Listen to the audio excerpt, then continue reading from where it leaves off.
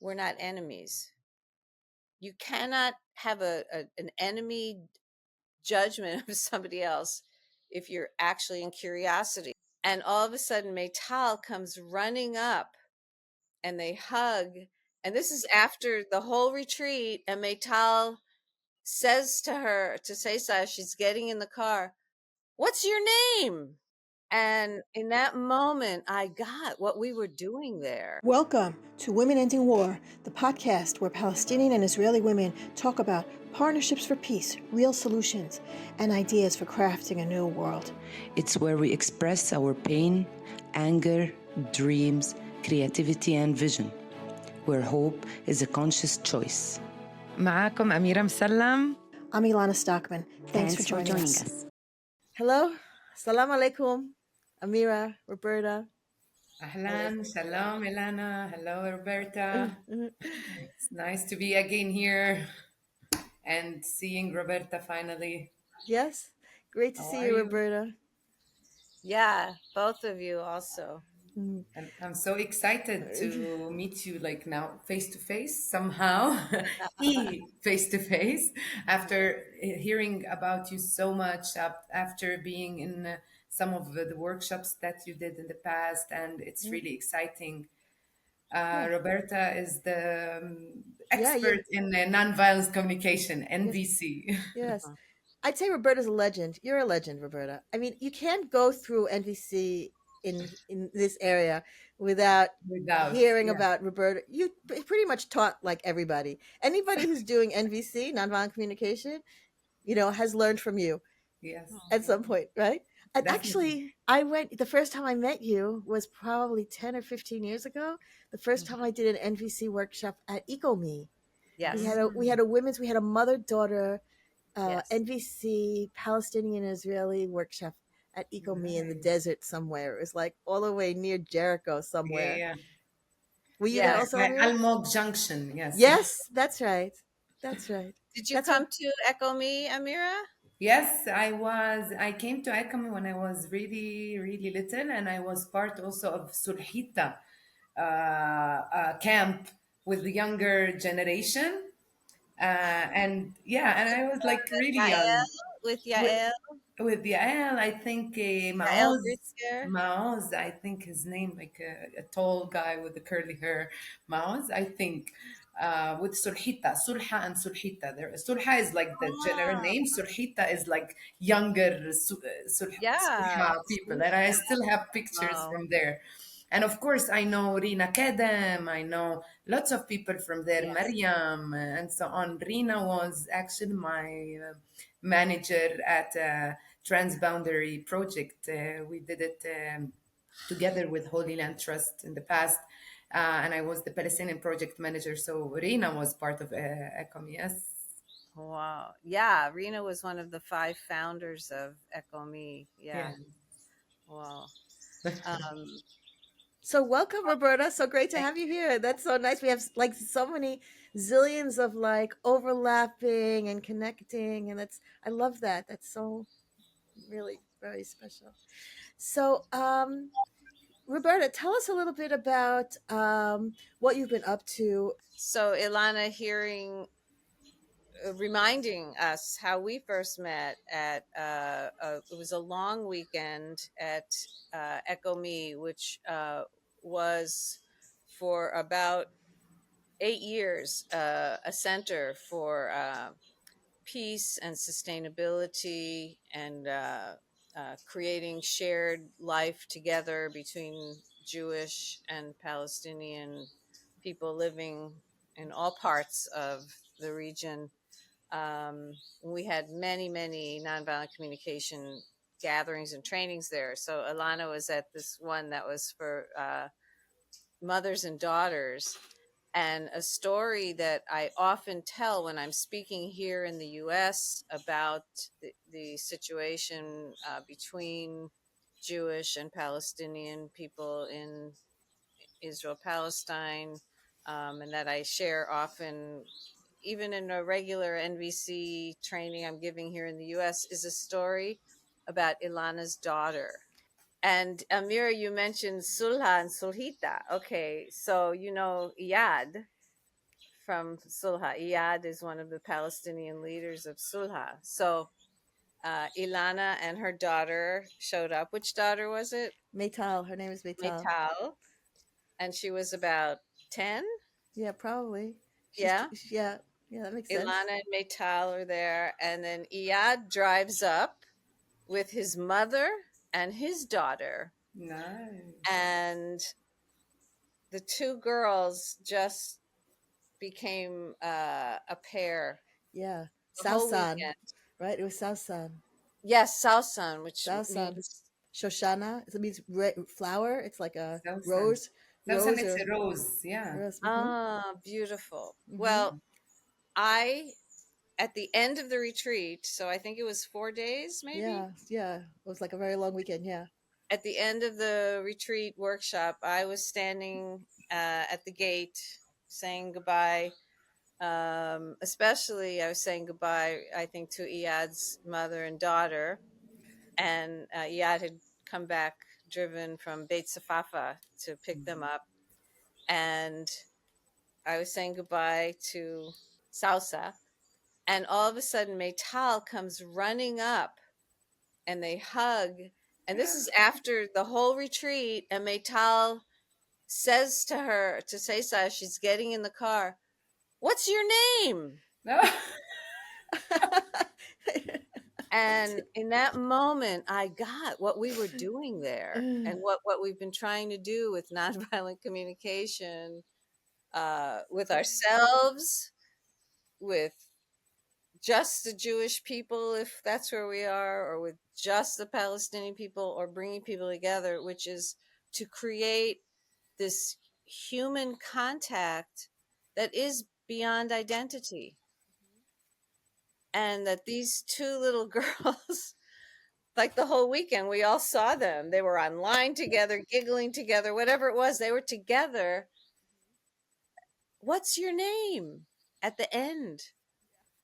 And I get the chills even thinking about that now, and so I think what we're trying to do with our nonviolent communication offerings is to create a space, whether it's in our hearts or in a physical place or on Zoom, where we can hear each other without judging. And that is how we create safety for communication. And so, what has to happen to let go of judging is to give ourselves the process we call self empathy. It's like, okay, I have a judgment arising in me that they are bad, or that, whatever the judgment is, or about ourselves. And this is, in our personal lives as well as in, conflict in the world. We want to look at what needs are my judgments here to serve. So we want to be nonviolent with our inner selves as well as in our conversations and, of course, in our actions. Nonviolent communication is based on a deep, deep commitment to nonviolence, like Holy Land Trust, which is how I know Amira from so many years ago. And I want to say, I have a video of Sami Awad, the founder of Holy Land Trust, speaking at one of our big NVC gatherings at Echo Meet, the same place. We had a panel discussion, and he gave one of the deepest presentations about nonviolence that I've ever heard, and it's always inspired me. And he talked about how our nonviolence is not conditional on somebody else's nonviolence. And that is also one of our guiding principles in nonviolent communication, that we make a choice. So if I want to make a choice to recognize and drop my judgment of another person, I have to really connect with the meaning to me of doing that. So we don't say you should do this. I don't ever say to somebody, you should practice nonviolent communication, or you should let go of your judgment. No. What we want to do is what is the judgment here to serve? Why is it important to have a judgment? And maybe we could do a little exercise right now. Just if you could think to yourself a judgment you have, either of yourself or of another person, and by the way, it could be a positive judgment, like that's the most wonderful person in the world, or that's the worst person in the world. So just think of a judgment that you have. And so this is how we start the NVC practice, with the inner work. And just what purpose in your life has that judgment arisen to serve? Can you think of that? Think of something like a judgment you have. Like, I have a judgment that that person is an ignorant racist, let's say. I have, thank you for calling me like an expert in nonviolent communication, but I have those thoughts running through my mind. What's changed is I notice it. I give myself space. I'm like, wow, that came up. Oof, look at that. What is the purpose of that judgment? What is that judgment, or that flash of anger, or that flash of shame or guilt? What is it here to wake me up to? So, I'm thinking, because I'm here in the American South, and it's very easy for me to feel suspicious of a lot of the white-bodied people, even though I am a white-bodied person. So there you go. So I have a thought that goes through my mind. Oh, wow, I bet that person's a racist. That's why they voted for Trump. Very easy to think that. Oh, wow. Okay, what is that judgment here to connect me to? Awareness of oppression. That's really important to me. To walk around in awareness. So that judgment, which is, violent and punishing, and will never do anything to connect me to people who I'm thinking that about. Now I see. It's here because I value the awareness of my country's racist history. So I take that in. That's the purpose of the judgment. And then NVC brings us back to a place of choice. Well, if in this conversation, or with that person, or with myself, I want to increase awareness of my country's racist history, or anti-Semitic history, or anti-Muslim history, I can come into choice and think of other strategies that I want to use to bring about that awareness. And I also use NVC for the next step. So the first step is I recognize I have a judgment. I recognize, wow, it's living in me strongly. I feel it in my body. And then I look at, what is it here to teach me? What is its purpose? Right? And also, Roberta, as I experienced NVC myself, so for example, the moment I realized this judgment and I'm aware of it, it makes me think and realize my action. So for example, if I am okay, I'm aware of my judgment and I know that this is a judgment, this is a bad judgment, or this is a very violent judgment on that person who is in front of me, who might not did anything. It's just for being someone, or for being from a religion, or from being from a background. I'm judging him. So that becomes my how do you that this will control my behavior, towards that person. That's how You I recognize that conceive. your judgment will take over your whole experience. Yeah, so instead of judging and then reacting towards my judgment. So this is a bad person, and then I'll be like shouting at the person, you know, like for example, or like I'm angry at that person. The moment I'm aware, my action will become less aggressive or less like quick. So I will like Yes. count to 10. Then I will react if there is a reaction needed in that moment, you know? And it helped me a lot I'm not sure if I'm able to explain it, but it's that. I think what I'm hearing, Amira, is you're describing the work of being a peacemaker in the world, that you already have this determination to not react automatically. You have this determination to become aware of how your thinking is affecting how you show up, Yes. and that you have this tool of bringing awareness to the situation, and like giving yourself some time to take in that awareness, to take in the energy of awareness. The That's like a mindfulness practice, right? Yeah. Somehow. And that you find that it actually affects your whole system. You feel your system Oh, calming down. yes.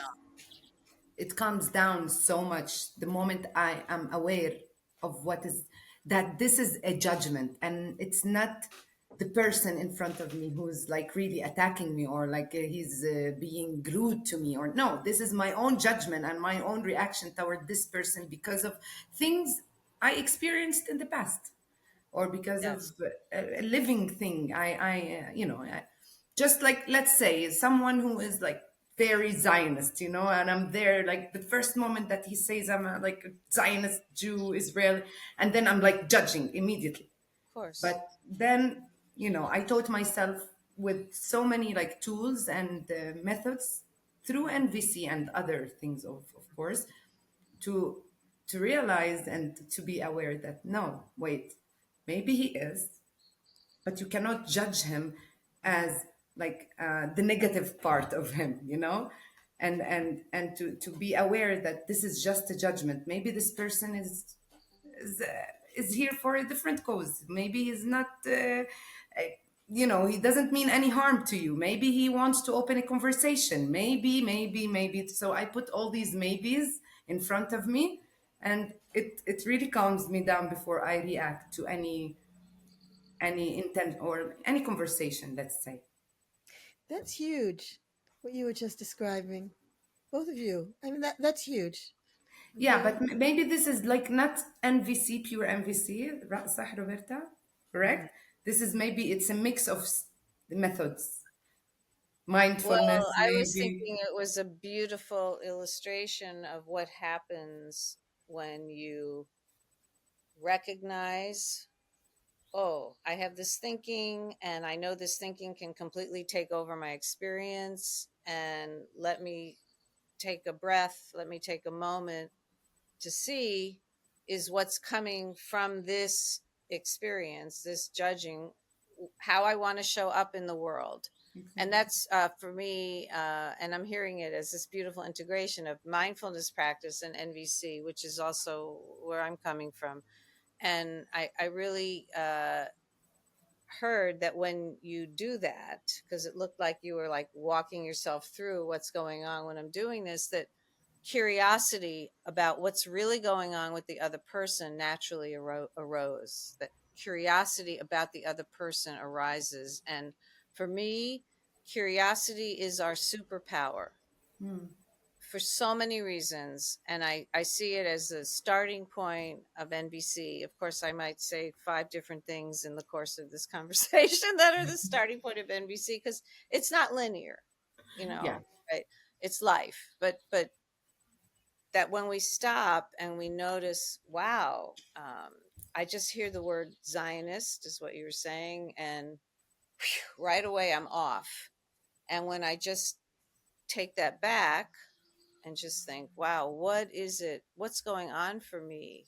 Wow, I've had experiences. I'm Palestinian living in the West Bank. Oh my God, of Exactly. course I think that. And once you kind of give yourself that connection to what's going on with you, I heard curiosity naturally arose. Well, who really is this person? Mm-hmm. And what do they really mean? And that is the end of the judgment. So I really put curiosity front and center in the practice of nonviolent communication, because it's an energy of connecting. When I'm curious about the other person, that is an energy of wanting to connect. And nonviolent communication is about connection. But connection to what end is important. And it is, first step though, is just connection. And the other thing about curiosity is it's very open. I don't have to agree with you. Exactly. I may never agree with you. Your narrative may always scare me. This is very possible. But with curiosity, we're not enemies. You cannot have an enemy judgment of somebody else if you're actually in curiosity. So when I think about what's something that nonviolent communication can help contribute to changing the situation with Israel Palestine, I think about what can we do so that we become curious about each other. Welcome everyone to season 4 from Women Ending War. معاكم أميرة مسلم ومعاكم I'm Elana Stockman. Thank you for being here with us. We're happy to have you here. And if you like what you're hearing, what you're watching, don't forget to subscribe, follow, like, and share. Thank you. Thank you. You see, Okay. it's so interesting because, like, I'm hearing actually something else from curiosity. It's interesting to me that you interpreted curiosity as connection. I interpreted curiosity as disconnection because I think that when to become curious, it means you're disconnecting from your own fears, right? In other words, I think that a lot of violence, like a lot of the violence that we see happening, both verbal violence and actual violence, shootings or whatever, comes from a place of fear, that comes from a place of also judgment, but also like all of this trauma, right? We've talked about this like many times, like Israelis, Jews, and Palestinians all have tons of trauma.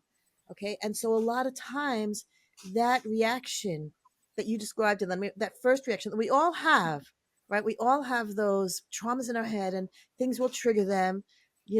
For American Jews right now are very triggered by the shootings and what happened in Boulder and what happened in Washington. I mean, American Jews are in this very, very triggered place about anti-Semitism. And so what happens when they're in that triggered place is that it's like impossible, it feels almost impossible to get out of all of that, the anger and the fear, and the dehumanization of the other and the failure to even consider the other person, the opposite of curiosity. So in order to get to that place of curiosity, you have to detach from yourself a little bit. You have to sort of let go of your own fears and traumas and step back to a place of like observing, like because also the opposite of judgment is observation. Instead of judging, you just let go of the judgment and just like take in what is. And from there, I heard what Amira was saying. It felt to me like the curiosity came after the detachment, after the letting go of the fear and all the trauma and all of that. Then you're able to step back and say, okay, I'm not living in my trauma right this second. If I can, for 1 second, let go of my fear and my judgment and my trauma for 1 second, then I could just observe. And then it's like, oh, how interesting. I'm curious about what is happening with that other person. So that's what was interesting. So you called it connection, but for me, I feel like the hardest part I feel like sometimes the hardest part for a lot of people is letting go of the fear. It's so hard to let go of the fear because then you think like, what's going to happen to me if I let go of the fear?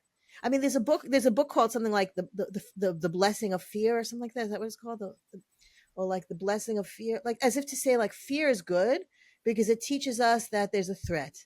And so like when you were talking before about what does all that judgment serve us, I was thinking sometimes the judgment serves us in protecting us, right? If you're walking into a room and the room is not safe or a space that's not safe, your fear is telling you, okay, you may have to take some action in order to make yourself safer, and that could be an important life skill. That could be a very important life skill. If you're in a space where you're not safe, there's someone who's threatening you.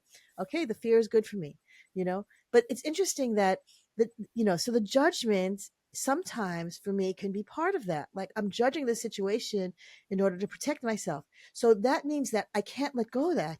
Because what happens if I let go of that? I could be in danger. I could be in real danger. What am I going to be, naive? Yeah. But that's Yeah. what I NVC think you're teaches you. doing the Right. process, Hmm. which is, wow, I have this judgment. What is it here to do? Oh, it's to protect me. I feel scared.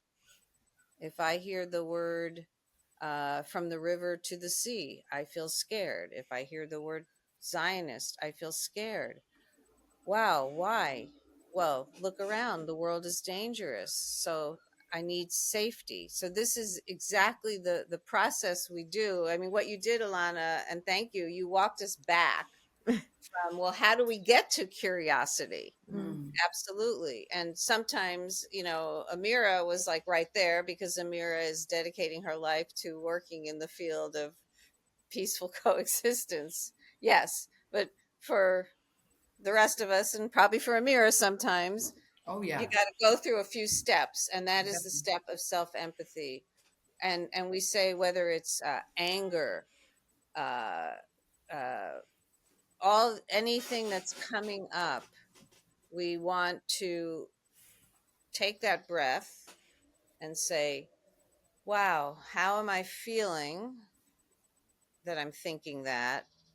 And what is it that's so important to me? What do I want more of in the world that is making me feel this way? And yes, fear and security are at the top of the list. Hmm. And so here's a practice that if you want to just get, and I also hear both of you, you want honesty and truth telling, of course. And why? Because we really do want the violence and the hatred in the world to stop. It's only going to stop if we're like deep in the truth of why it's happening and that it is happening. So here's a practice if you want to, it's a bit of a radical practice, but I love it. If you want to just jump right in with someone or with yourself, it's called, I call it how I'm making meaning, right? So let's say you notice someone who identifies as a Zionist, um, and immediately you hear the word Zionist and you're like, enemy, you know, let's just say. And so the practice is to say to the person, wow, uh, when I hear you, and I'm role playing this, role play. um, when I hear you describe yourself as a Zionist, I make a meaning of that because of who I am and my life. The meaning I make is that you will never believe that Palestinians and Jews can live equally. That's the meaning I make of it. And I really want to check with you. Is that the meaning you make of it? I really, this is, of course, it's a choice. It's a vulnerable thing. And I love this practice because it's another way of owning your judgment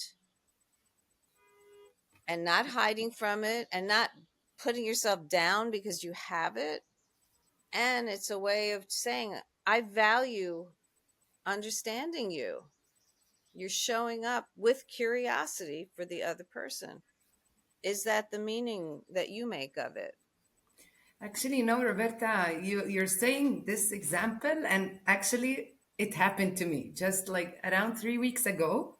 I Wow. was in this gathering in Cyprus with women, Oh, and it was a really, really great opportunity to meet after so long of not meeting with our neighbors, and in one of the practices, of course, Eva Darak gave us is the trio, where you have to sit in three. One should be listening, one should be talking, and one should be observing. And the person in front of me who was talking and I had to listen, she said, I'm a proud Zionist. and I'm sitting there and I'm like, oh my God, I can't comment on it because this is the practice. You have to listen to what this person has to say. And after 4 days of, being together, doing so many exercises together with Eva and so on, actually we sat together, me and this other person, and I sent my love to her. And she told me, did I bother you when I said that? Because actually she didn't understand. She said it out of her truth. This is her truth.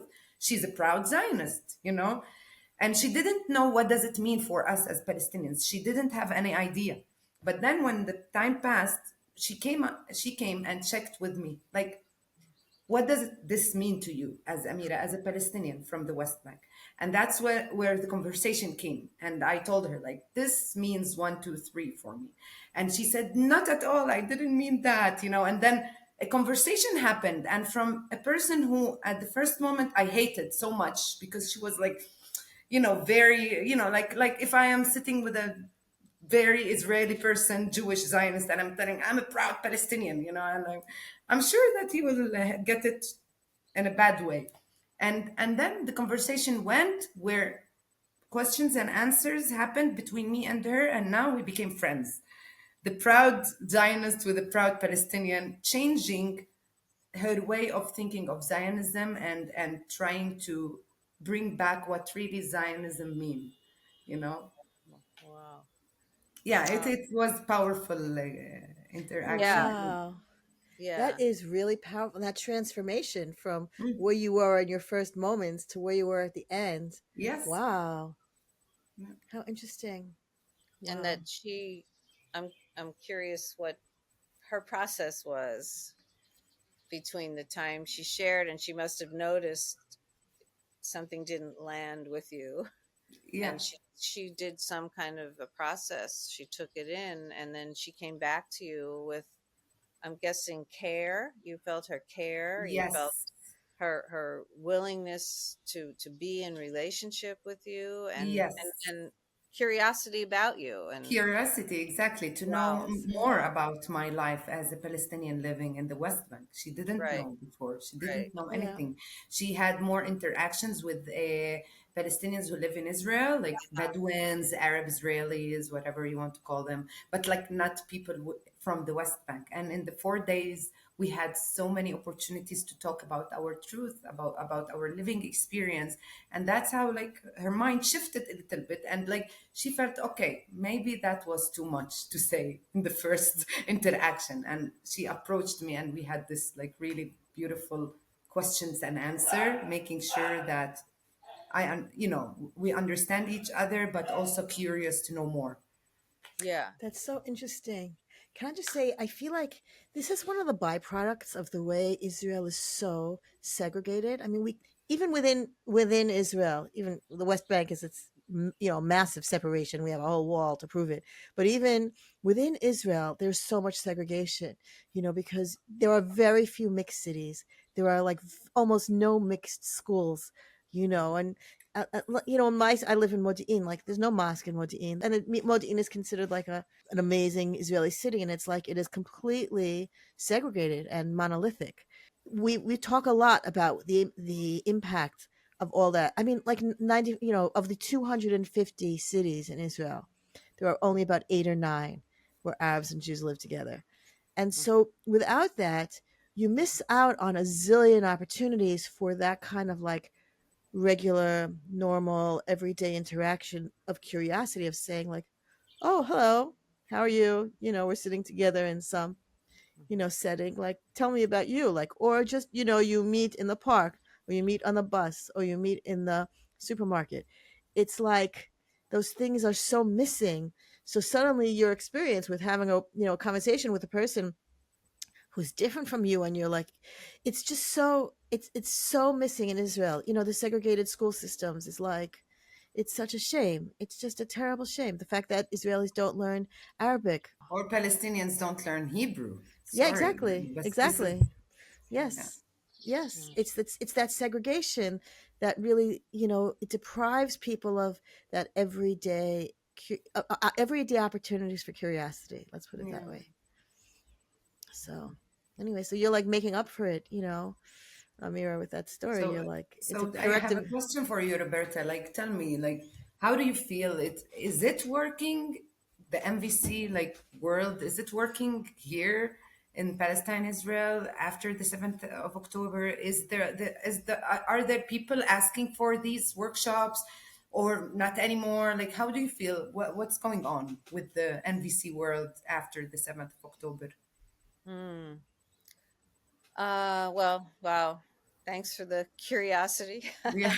um, I think a few different thoughts when I hear that.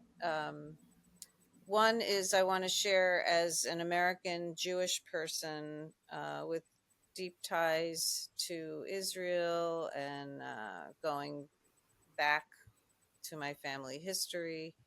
Um, I have decided that my main focus is to support Israeli and Palestinian peacemakers.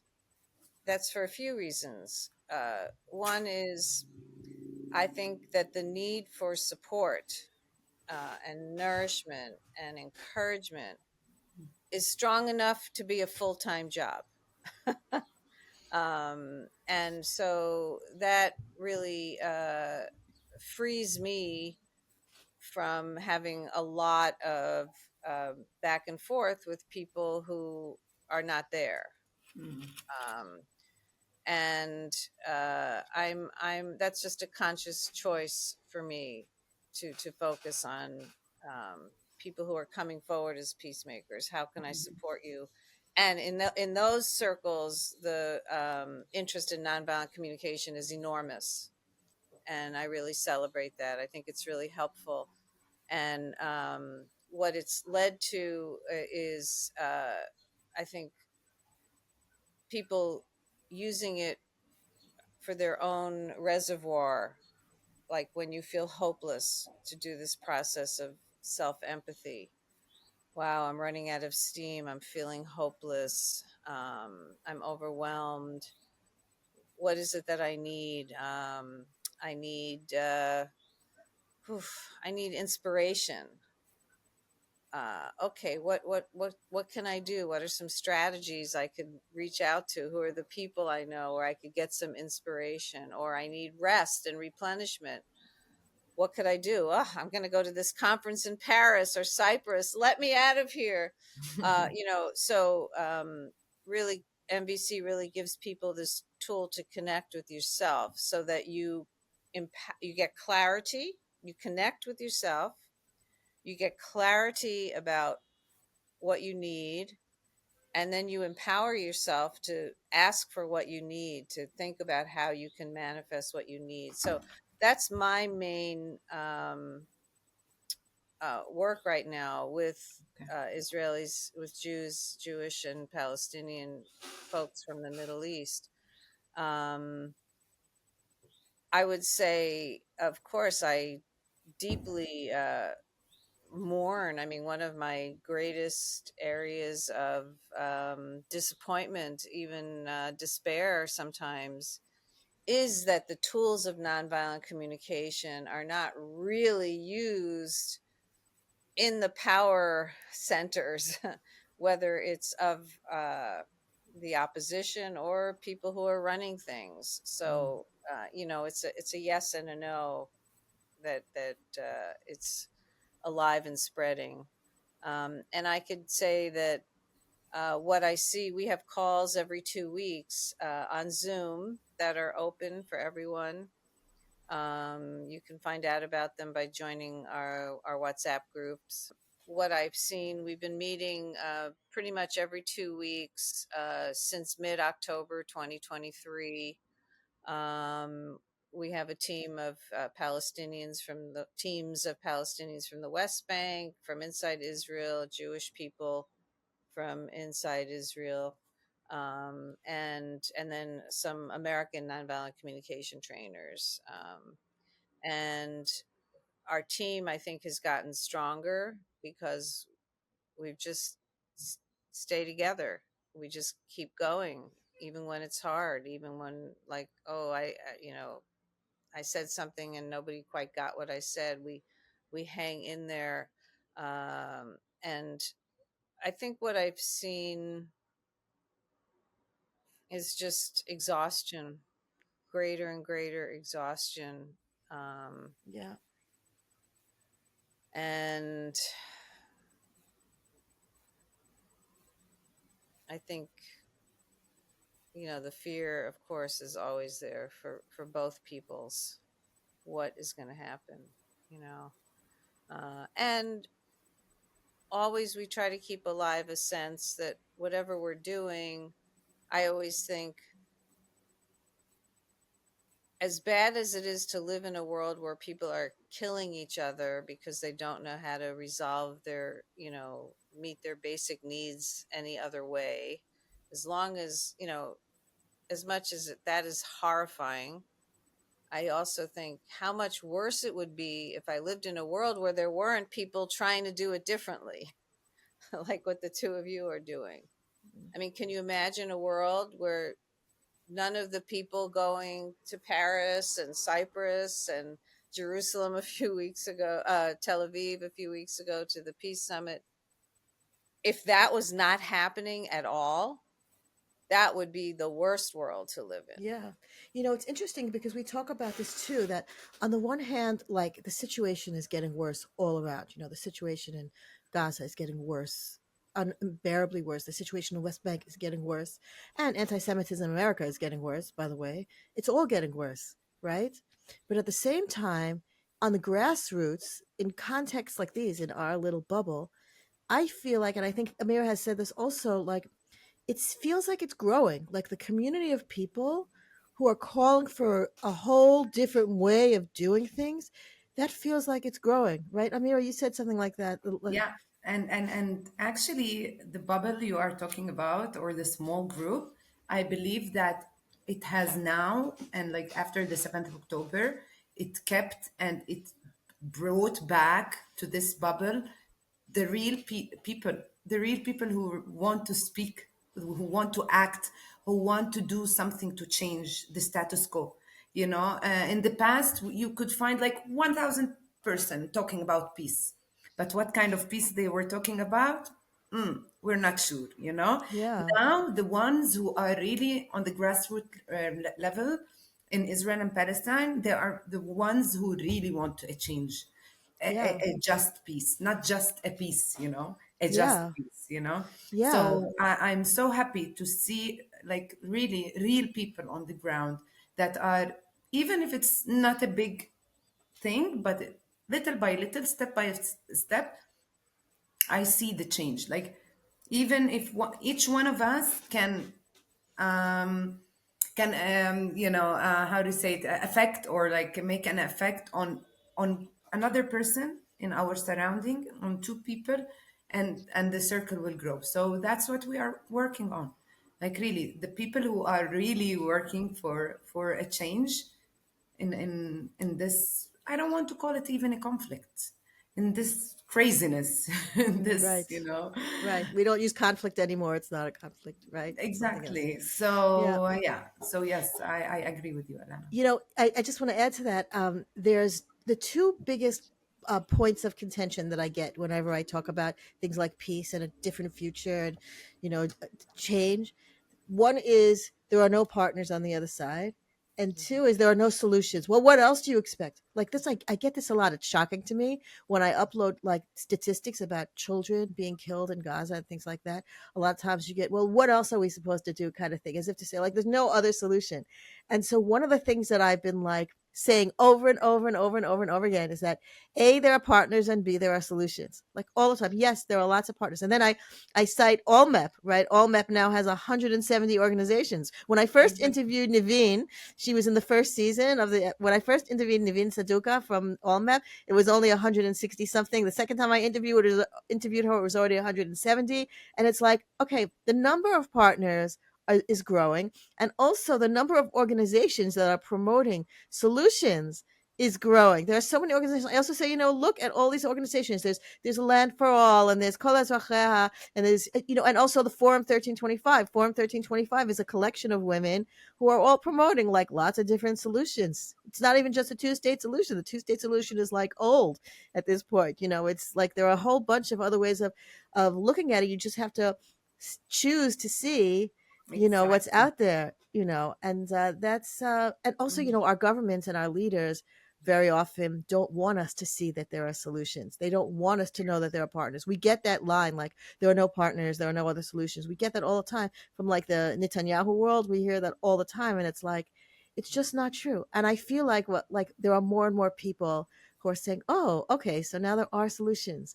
Oh, there are partners. Oh, okay, there are partners, there are solutions. Okay, that's growing, right, Amira? Is that So yes, so we have to teach people curiosity. curiosity? Roberta, right? Yes, Getting and back to you. listening to you, I'm thinking of another principle of nonviolent communication that I think is really useful. Sometimes it's called connect before you correct. Yes. And I'll explain in a minute. And it's also called um, connection before solution. Mm, So when people say there's no solution, I think something to discuss with them and for all of us all the time is the the solution will arise from a new way of thinking about the problem, right? And what is the new way that we need? It's a way where the needs of everyone, where everyone who is affected will be represented in the thinking. So it's a new integration of more of humanity, right? So that is only going to come by creating collaborative partnership in thinking. And this is a guiding principle. I first learned this. I have two daughters, and I started practicing NVC when a little bit after they were teenagers, I guess. And what I started to realize, because I first heard Marshall Rosenberg, who was the founder of NVC and my teacher, I first heard him talk about connect before you correct. Connect before you correct. And I have I'm like, Marshall Rosenberg's yeah, book that's the right book. here. There you go. I have extra copies of that book I want to give to people. Yeah. But I realized just talking to my then teenage daughters that no matter what I said, if on the spot before I said it, I didn't connect with their experience in that moment, they would get defensive. yeah. They would Yeah. hear it as a judgment. Yeah. And by the way, most of the time they were hearing a judgment coming from me before I was aware that I had that judgment. It's very humbling. I find NVC practice really humbling. That You're is judging such me. good parenting advice. Oh my God. I Connect know. before I'm you like, correct oh as my God, you're parenting, right. especially parenting teenagers. And, that's wow. That's, Yeah. Okay. yeah. So what I think is really useful to say, if they say, you're judging me or whatever, wow, I wasn't even aware of that, and I don't want to come from a place of judgment. Let me do it over. So the concept of a do over is super Oh, important. do Like with over. the woman Amira you were talking to before, who first identified as a proud Zionist, she came to do a do over. Mm, And when we do this with people, we're communicating so much, by just saying, could we do that over, because I value our connection, mm, and most of the time that's all we need. Just, Right. I don't you don't need to agree with me. I just need to know you have enough care and respect for me and what goes on between us, that you're going to come back and say, can we do it over, I love so that. yeah. Wow. I love that do So over good. thing. I Yeah. love that so much. And also because it really connects with one of the first things you said here in this hour, which by the way, we're coming up on the hour, so we're going to have to, but one of the first things you said was this almost apologetic thing about yourself. Like, oh, I still have violence in my head. I still have judgments in my head. I've been doing NVC for so long and I still have it in my head. And I was thinking, well, that's beautiful. I mean, that's human. That's the whole thing. It's that we're not born perfect and we aren't, I mean, maybe we are born when we're, but I'm saying we aren't perfect. We all carry around a lot of things. We carry around a lot of pain and a lot of anger. And like the point isn't to be without that. The Right. point is how to deal with it, you Yeah. know? How to integrate it. Yeah. Which And I is love also that do-over thing. So that do-over thing really speaks to that because it says, right. I recognize in myself that I got all this stuff in my head that sometimes affects me in ways that maybe isn't so helpful. And maybe it takes me time to figure that out, you know? And okay, let's try to do. I love that so much. Great. Yeah. Great. Well, that could be the NVC gem of the session. And, you know, there's There were so many. many gems. Roberta, you brought us many gems. Curiosity from Amira. Well, presence, taking a little time and letting curiosity arise. And then the do-over. Yeah, I mean, they really fit. Yeah. Yeah. Yeah, I mean, there's a few times the topic of anti-Semitism in the U.S. came up, and I would love to talk about that also. We could do it another time when there's more time. Do you have like just a sentence or two you want to say before we close down, and we'll finish with that? Unless Amira has more questions. I mean, I'm sure you have No, more I questions. don't have. I'm Okay. good. Yes, we'll Well, just. um, I have I'm I'm going to say something that's really controversial for a Jewish American right now, and it's my truth. I am far more fearful and concerned of the way anti-Semitism is being used to create fear Mm, in the hearts of Jewish Americans than in what's happening in the world.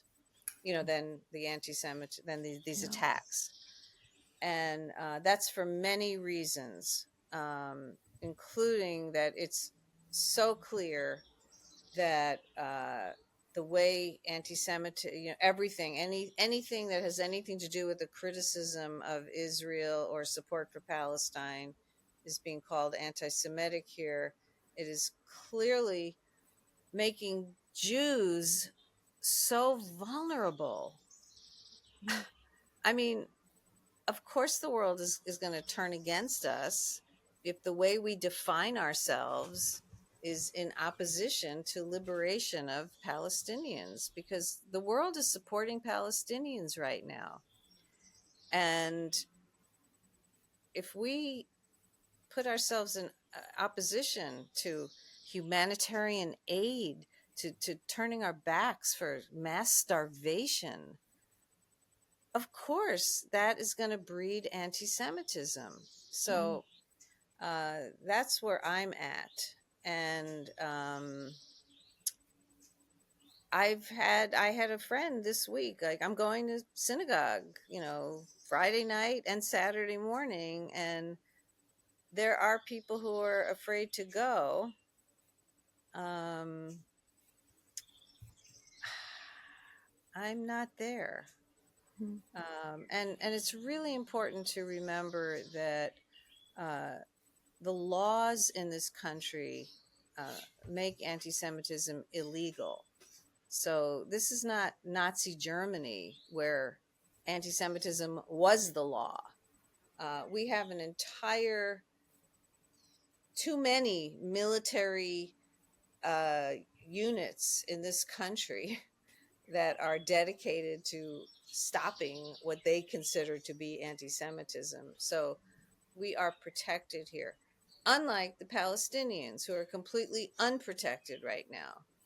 And when we don't see that, when we see how we are being used, I think Jews are being used by the people who want to militarize U.S. society. And I think that's what's really causing the anti-Semitism. So when I personally hear that the two people who did these horrible, scary attacks in Boulder and DC, called out "Free Palestine," I'm like, the message is that this is not anti-Semitic. The message is that this is a protest about Jewish American Jewish collusion in what's happening to Palestinians. And I'm not justifying the violence, but the people who are, leading the charge, calling it anti-Semitism, are the people who are opposing gun legislation. The people who are speaking, the people in power in our country are fomenting violence in every way, including calling for arming crazy people. So Thank you so that's much I for have a sharing very that. different take on it, and I don't know if it's NVC or not. This is just me. Yeah. Thank you. Yeah. Yeah.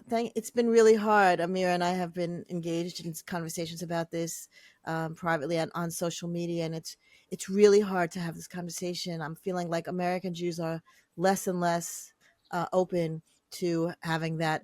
I mean, because of all the fear, it does foment the fear, and the fear is real, and so once people are living in that fear, the ability to have a nuanced conversation about it, that gets less and less, unfortunately. But before we go, I know Anna, yeah, it's not all American Jews it's by not all any, American Jews. We know, we know. It's good. No, and no, no. certainly not the young people. Oh, interesting. What's You, the effect of all of this, of that young people see in America, who see what Israel and the U.S. are doing to the Palestinians, and it's completely turning them away from Judaism. yeah, That's what's that's really, happening here. that's really. That's what I see. Before we have to close, can you? We like to end with the question: what brings you hope? When I'm on a call like this, and Mm, I see the two of you, living on opposite sides of a wall that's and true. living under such really different circumstances, but you're completely finding partnership. That's what gives me hope. Thank you, Um, Roberta. yeah, Thank you. Thank you. thank you for giving me hope. Oh, you're welcome. Yalla, good. More Good. hope. Let's spread hope. All right, Roberta Wall. It's been wonderful talking to you. Amira Salam. Always great chatting with you. Always. Habibti And Elana, thank you. The same Habibti. here. Roberta, take care. Big hug Thank you. from Okay. Bethlehem with love. Thanks for listening to Women Ending War. If you want to help create change, you should join us. Subscribe, like, comment, or share. Tell your friends about us. Talk about it. Be part of the solution. Thanks and see you next time.